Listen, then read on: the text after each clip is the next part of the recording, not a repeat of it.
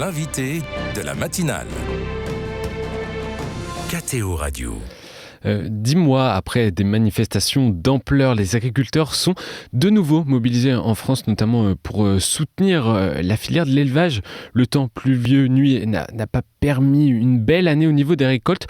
Le sentiment de désespérance est assez profond. On en parle ce matin avec Dominique Potier. Bonjour. Bonjour. Merci d'être avec nous ce matin en studio. Vous êtes député de la 5e circonscription de Meurthe et Moselle, un siège que vous occupez depuis 2012. Vous êtes également ancien agriculteur bio et très engagé, je crois, en faveur de l'agroécologie. Alors, au cœur de ce nouveau mouvement des agriculteurs, il y a un accord de libre-échange entre 7 pays d'Amérique du Sud et l'Union européenne. Qu'est-ce qui pose problème aux agriculteurs ? Bonjour à vous et merci pour votre invitation. Ce qui pose problème, c'est qu'il vient aggraver une situation qui est déjà un peu désespérante pour un nombre d'agriculteurs de plus en plus important. Ce caractère désespérant, c'est une année pourrie, vous l'avez dit, un été vraiment pourri pour les récoltes. On a en blé, il faut remonter à 4 décennies pour avoir des récoltes aussi faibles. D'autres productions végétales s'en sont mieux sorties, mais globalement, on a une mauvaise récolte cette année. Et puis, si l'élevage au niveau des prix était plutôt plus stable et plus sûr, on a une épizootie, des maladies, la fièvre catarrhale ovine, qui aujourd'hui désespère. Alors, moralement, économiquement, mais aussi moralement des éleveurs laitiers, des éleveurs ovins. Donc on a un panorama, il y a une crise viticole, vous le savez, avec une baisse de la consommation, avec des concurrences internationales. On a un contexte agricole qui est profondément déprimé aujourd'hui. Et dans ce contexte-là, l'actualité, à cause du G20, notamment au Brésil, remet à l'ordre du jour la question du Mercosur. Ce vieux serpent de mer d'un traité qui a plus de 2 décennies et qui reviendrait. Il vient au pire moment. Il a été conçu il y a un quart de siècle et aujourd'hui il est totalement décalé. Décalé par rapport à la question de la souveraineté alimentaire, qui est une question internationale, qui est une question de sécurité alimentaire mondiale. Comment chaque peuple, en étant souverain et coopérant les uns avec les autres, peut concourir à la sécurité alimentaire mondiale pour en 2050 nourrir 10 milliards d'habitants. Et bien là, on est en train d'organiser des concurrences, et des concurrences déloyales où une agriculture va détruire une autre agriculture. C'est le contraire de ce qu'il faut faire. Donc on est sur un traité qui est désespérant. Il vient au mauvais moment sur le plan des récoltes et des crises climatiques et sanitaires. Il vient dans un contexte où on a, c'est le paradoxe, c'est qu'au même moment se tient une réunion de l'accord de Paris sur le climat, et on sait que ce Mercosur, non seulement il va créer des concurrences déloyales sur le plan commercial, mais qui va dégrader le climat. On parle de millions de tonnes de CO2 en plus, on parle d'une accélération de la déforestation de l'Amazonie de l'ordre de 5% pour les 6 années prévues pour l'exécution du traité. Donc on marche sur la tête. Et ce qui est assez rare pour être souligné, en tout cas en France, c'est que le monde politique, la filière agricole et les associations environnementales clament toutes et tous leur opposition à ce traité. Et ça, j'ai entendu personne défendre le Mercosur. Bon. En France en tout cas. Non, c'est vrai. Ni dans les syndicats paysans, ni alors en France, vous avez raison de préciser, ni dans le monde politique, il y a une unanimité. Alors on va se dire la vérité, hein, on est sur KTO quand même. Donc cette unanimité, elle peut être un peu de façade. Mais nous, on en prend acte. Aujourd'hui, les Français sont contre le Mercosur, pas pour des raisons uniquement nationales, ce qui serait une forme de protectionnisme qui n'est pas à la hauteur des enjeux actuels. Ils le sont pour des raisons nationales, il ne faut pas le nier. La concurrence sur notre élevage notamment serait redoutable, notamment l'élevage bovin. C'est notamment l'élevage qui est concerné. Oui, des filières comme le maïs, etc. Mais il l'est également pour de bonnes raisons, qui sont des raisons universelles, celle de la protection de notre maison commune. Comment protéger dans ce cas-là les agriculteurs qui peuvent être concernés par ces accords ? Alors ces accords, ils sont totalement décalés par rapport à la conscience qu'on a aujourd'hui, à la fois des enjeux climatiques et des enjeux, encore une fois, de sécurité alimentaire. Sur le climat, on sait qu'il faut à la fois protéger l'Amazonie, qui est un des poumons de la planète, mais on le dit trop peu, et je voudrais, si vous permettez, le développer en quelques secondes, c'est la question de nos prairies. Notre élevage français, une bonne partie de l'élevage européen, mais notamment notre élevage français, il repose sur le pâturage, sur des animaux qui, pour la viande ou pour le lait, consomment de l'herbe en plein air, elle est récoltée pour l'hiver, etc. Mais on est sur des systèmes herbagés. Or, ces prairies, de l'ordre de 1/3 des surfaces agricoles françaises, autour de 10 millions d'hectares, ils ont une captation de carbone extraordinaire, et puis c'est une réserve de biodiversité extraordinaire, et ils sont un filtre pour l'eau qui est extrêmement précieux dans le cycle de l'eau. Donc eau, biodiversité, carbone, nos prairies sont extrêmement précieuses. Or, si notre élevage devait décroître, ce qui se passe actuellement, 150 000 têtes de bétail disparaissent chaque année, et autant d'élevage et autant d'éleveurs quittent cette filière. Si on devait accélérer cette décroissance de l'élevage herbager dans notre pays, nous aurions des prairies qui soit seraient labourées pour produire des céréales, soit repartiraient en friche, ce qui pose des problèmes de sécurité, de paysage, etc. Donc on a dans les deux cas un phénomène de déprise, non seulement économique, mais également écologique très fort par nos prairies. Et si on voulait un slogan simple, on pourrait dire ni Amazonie, ni prairie. Il nous faut garder les deux, parce qu'on a besoin des deux pour que notre humanité continue à se nourrir et avoir un climat supportable. Et comment on garde les deux tout simplement en ne signant pas ce type d'accord ? Alors il faut arrêter avec les accords de libre-échange. Vous êtes opposé oui, bien sûr. Le libre-échange est un concept qui est totalement dépassé. Il faut y substituer un autre concept qui est celui du juste échange.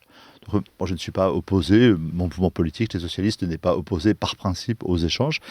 J'ai une formule, cette formule elle est de dire il faut échanger juste ce qu'il faut, et ce qu'on échange, il faut l'échanger de façon juste.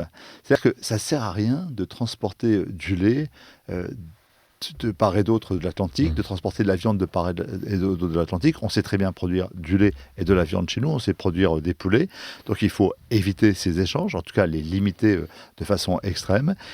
Et puis, par ailleurs, lorsqu'on doit échanger des produits, parce qu'on ne les produit pas chez nous et qu'on souhaite les consommer, c'est le cas du café, c'est le cas de certains fruits et légumes, eh bien, il faut le faire de façon équilibrée, c'est-à-dire de façon à garantir la juste rémunération des travailleurs de la terre ici et ailleurs.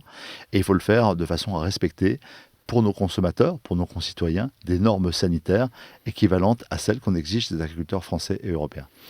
Alors depuis les dernières manifestations qui ont eu lieu en début d'année, la colère ne semble pas s'être apaisée chez les agriculteurs français. On sent, vous l'avez dit, beaucoup de désespérance dans les témoignages des agriculteurs. Comment vous expliquez tout ça ? Je crois que la profession, elle souffre, et elle est face, on l'a dit, à un mur climatique. Le défi du climat, trop d'eau, pas assez d'eau, c'est un défi colossal. C'est une question qui devient obsessionnelle pour le monde paysan. Comment faire dans ces conditions climatiques qui se dégradent en toute accélération ? La deuxième, il y a ce mur climatique, mais également ce qu'on appelle une falaise démographique, c'est-à-dire que dans les 10 ans qui viennent, grosso modo, on a un agriculteur sur deux, un paysan sur deux qui va partir à la retraite, qui va cesser son activité. Alors on a deux scénarios finalement. Soit il y a une politique d'installation très forte et on va retrouver une population agricole autour de 400 000 agriculteurs, ou alors on va vivre un agrandissement des fermes qui mécaniquement va se traduire par un appauvrissement territorial et de souveraineté alimentaire. Parce qu'on va remplacer des systèmes de polyculture-élevage, des systèmes diversifiés, par des systèmes qui vont être centrés sur la production végétale. On sait que l'impact sur l'environnement va être négatif, on sait qu'on va perdre en souveraineté alimentaire dans certaines productions, donc c'est un mauvais scénario. Et pour installer, il faut partager. Il faut partager la valeur des produits alimentaires de façon juste, ce n'est pas le cas aujourd'hui.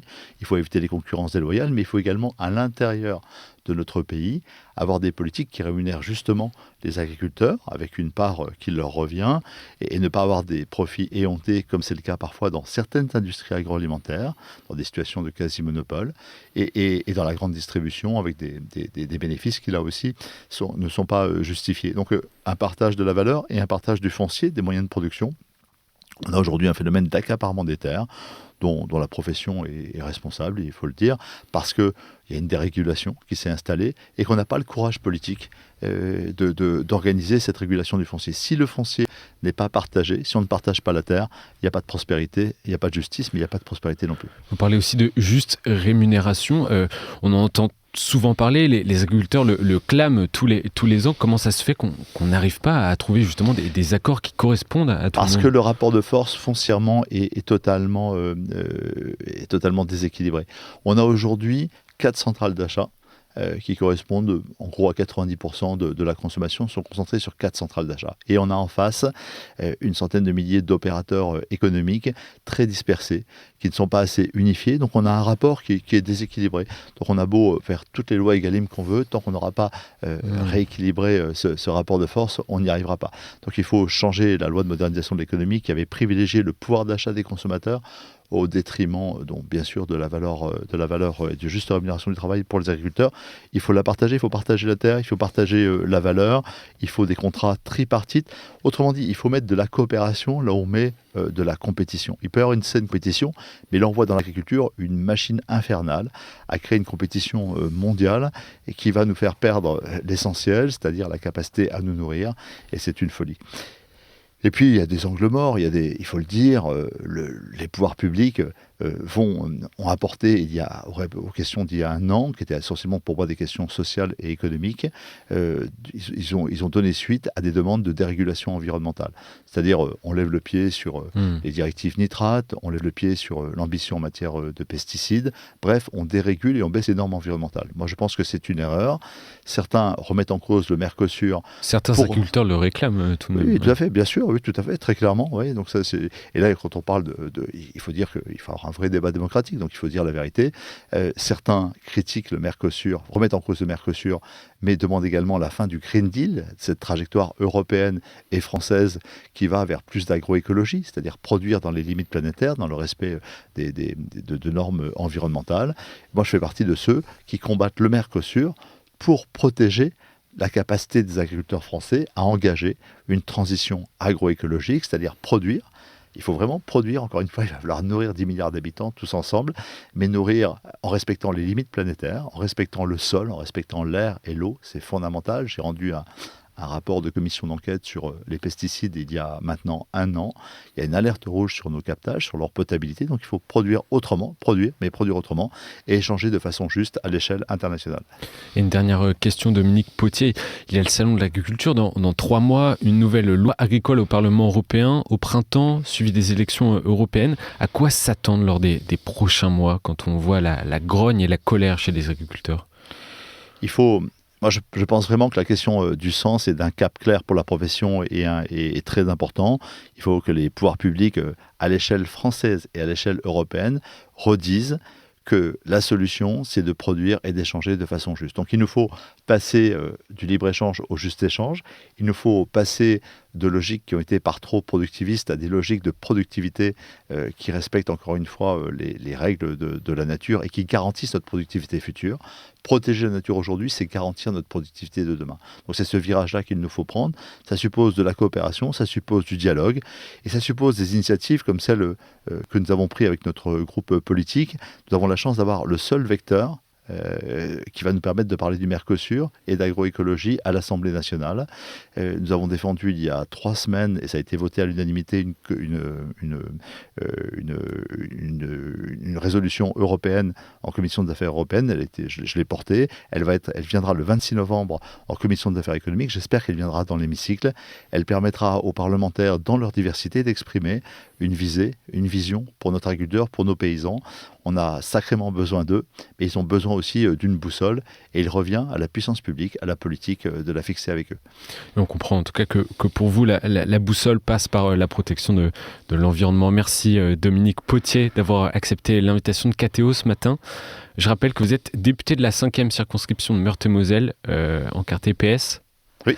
Et également ancien agriculteur en bio, et on va continuer à suivre la mobilisation des agriculteurs ces prochaines semaines. Merci à vous. Merci beaucoup, merci à vous.